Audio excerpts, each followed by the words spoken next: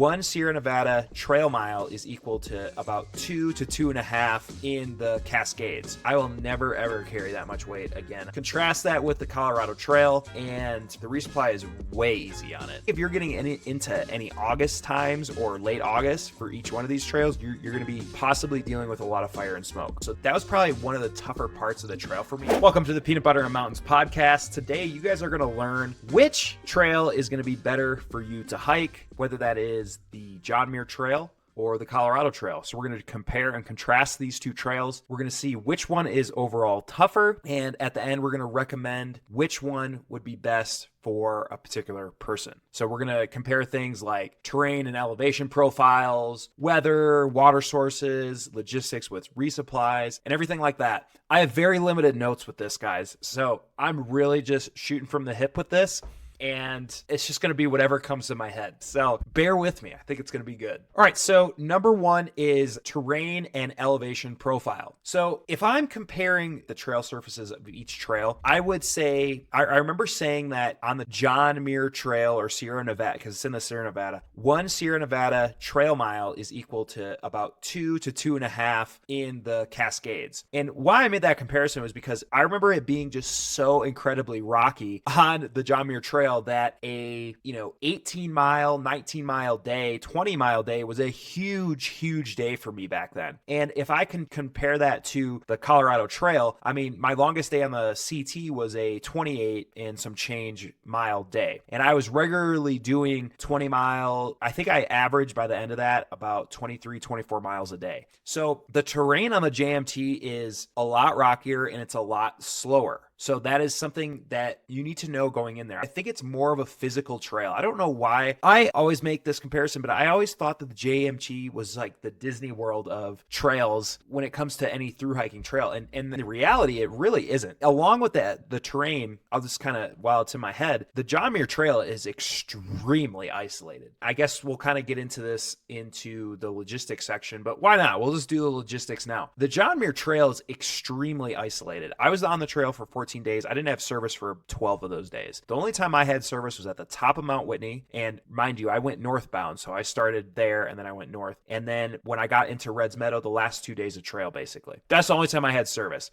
Every other time I would get to the top of a pass and there would be no service at the top of them. Compare that with the Colorado Trail. And the Colorado Trail was, I basically had service, I felt like, for almost that entire trail that I can remember. Once you started getting into the San Juans, you got a little more south into there, you weren't getting as much. But for the most part, like the first 100 miles, definitely around Breckenridge, around those ski area towns, there was always a lot of good cell service. So in my opinion, I would say that the John Muir Trail is more in terms of where you're at on the map versus the Colorado Trail. Now, kind of jumping into the social aspect of each trail, I did the John Muir Trail during COVID in 2020, and so there were a lot of people on trail at all. On the Colorado Trail, I did that in 2021. There were more people I saw on the Colorado Trail than there were JMT. Now, in a normal year, that's not a black swan event, there's going to be more people on the JMT. So if you're looking more for that social aspect, trying to get into trail families and just meeting a lot of people on trail, I think the John Muir Trail is a little bit better for that, or probably would be a little bit better for that. But I think they're pretty close related, especially that first 100 miles in the Colorado Trail. And even really up until you start getting into the southern part of Colorado and the San Juans there, it's a decently social trail. The thing with the John Muir Trail is, depending on which way you're going, if you're going northbound or southbound,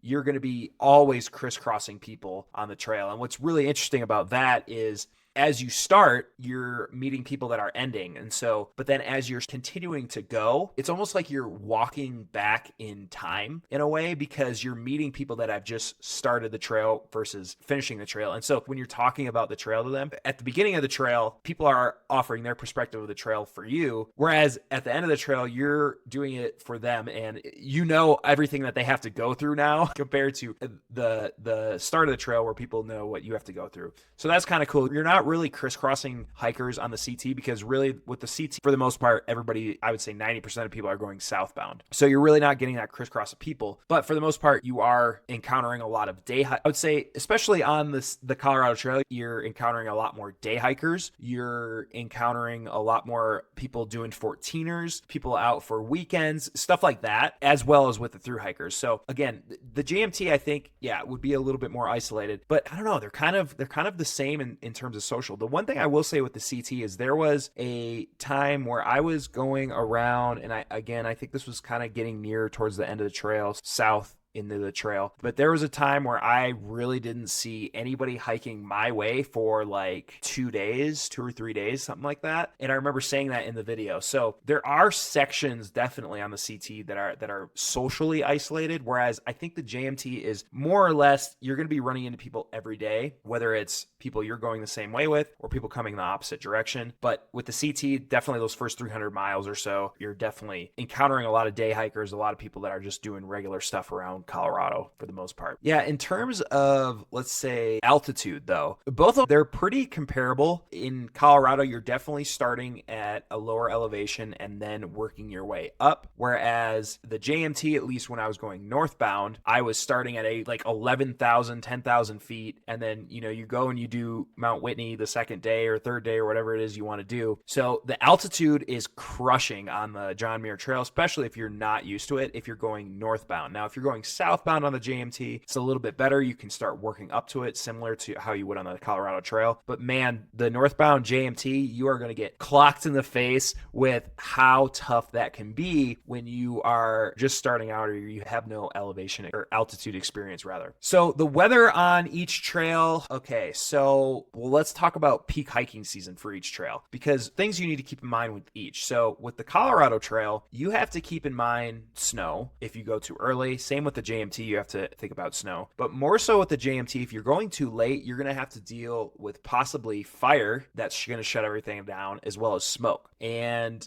with the CT, you get a little bit of that. I remember I had smoke definitely for an entire day, couple days on the CT. There's not as many fires, I wouldn't say, on the CT as there is on the JMT proper. So you really have to time this right, especially with the JMT, I would say. Now, I started July 16th on the JMT, and I started June 30th on the CT. June 30th, I think it was both of them were lower snow years. I didn't have any snow on the JMT besides a little bit at Forester Pass, and then on the CT, I don't really remember much snow either. So both of those were good dates for me. Now, the JMT, I got off just before a giant fire came and engulfed the Sierra, where people had to get airlifted out of the John Muir Trail. So I think if I was to do it again, July 16th is way too late. But I was a little bit scared of the snow. Now I'm a lot better with snow travel. Mind you, this was 4 years ago that I did this. I would go earlier. I would go at least a week earlier, if not starting. Well, again, know what the snow year is like. So for each one of these, you have to know, was the snow year higher than normal or was it lower than normal? Mine was a lower than normal year on the JMT, I know for sure. And like I said, I think I pushed it way too late for July 16th. I should have at least done a week earlier for sure. I think if you're getting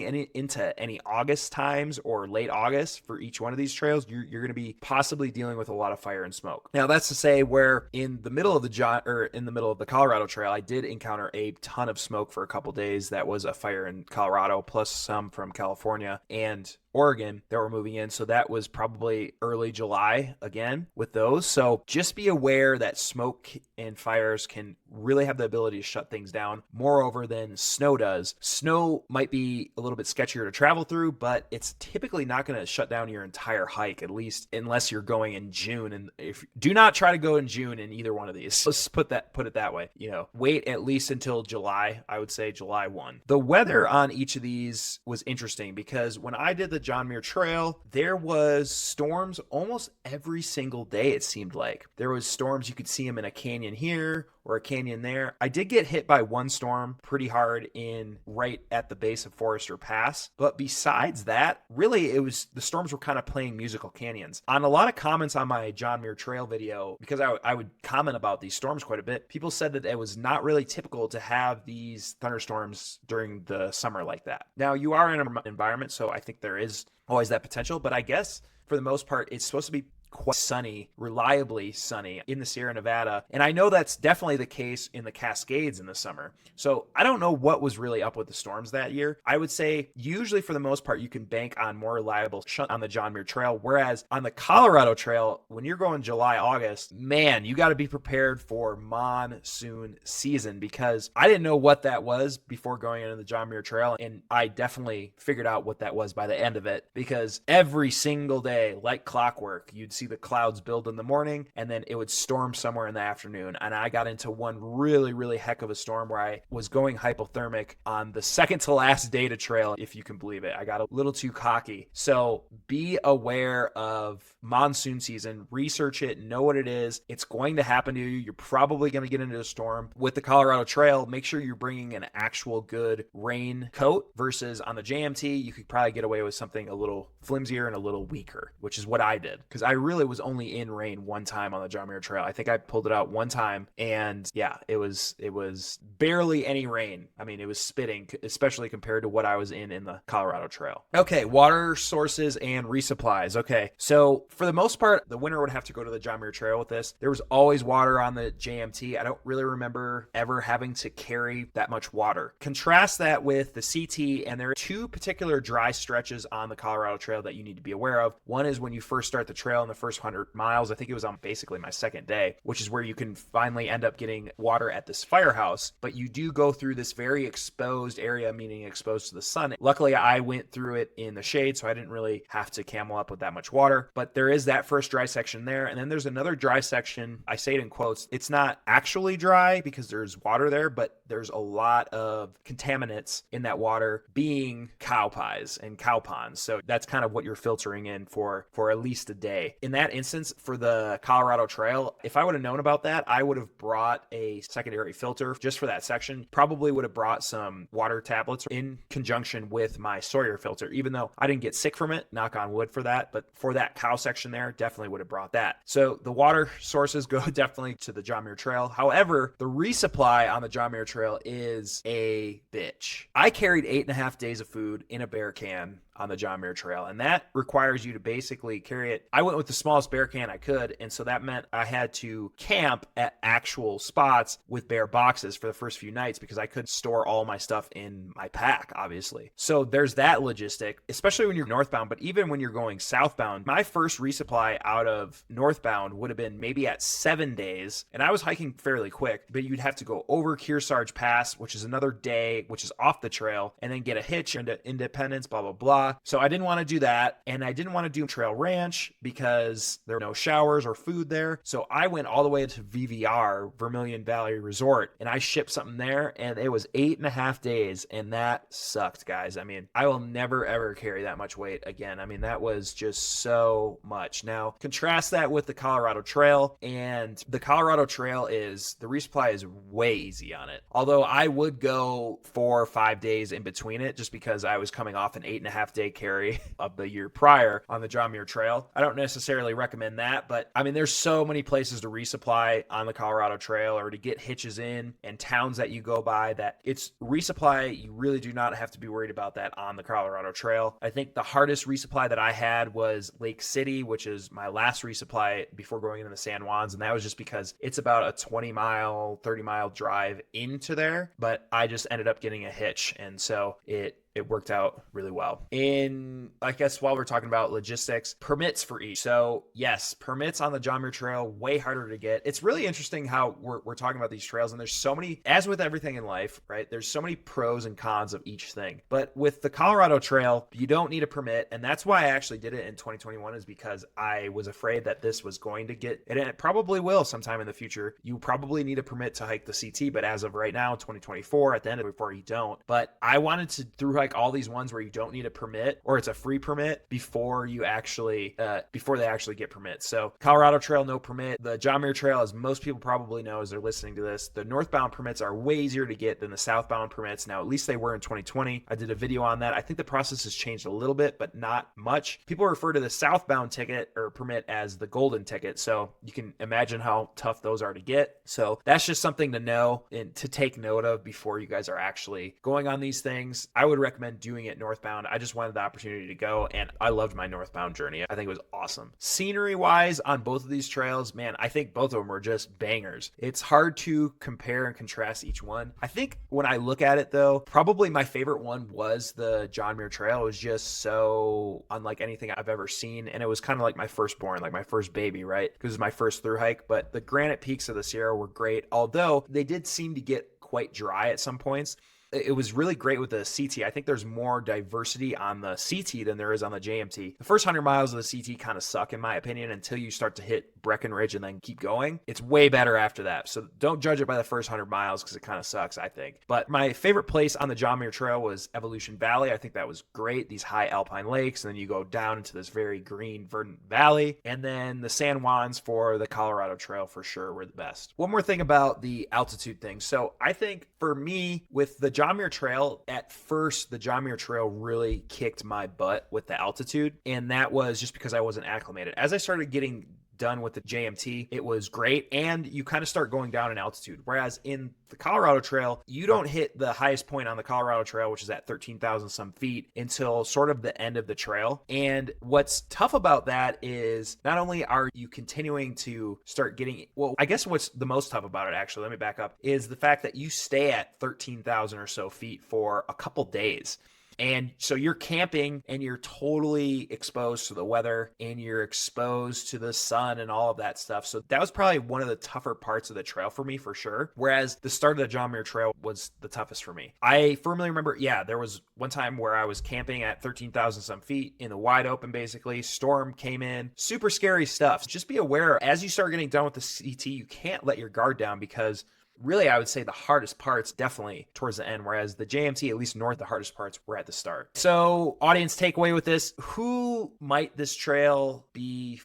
What trail might someone want to do given the challenges and the rewards of each? So I would definitely say the John Muir Trail is for more social type of people, where maybe you want to get into a trail family, or you want to be at least socially, you want to have a more social time on the trail. The John Muir Trail, I think, is better because not only are you getting the crisscross from the Sobos and northbounders, but you're also on some parts of it hiking with people on the PCT. And in fact, one of the guys that I actually hiked with the most was doing the PCT, which is kind of funny. It's also shorter. So obviously, you're looking at 240 miles versus 500 miles. So it's 50% less of the CT. So I do think it is a little bit better of a first through hike, just to see if you actually like it. But the CT, I would say, is a little bit more, it is social. It does have social aspects of the CT. I think it has more diversity in terms of the environment that you're in, but I also do think it has more solitude in the terms of social stuff. So whereas the JMT is more isolated in terms of on the map, the CT is definitely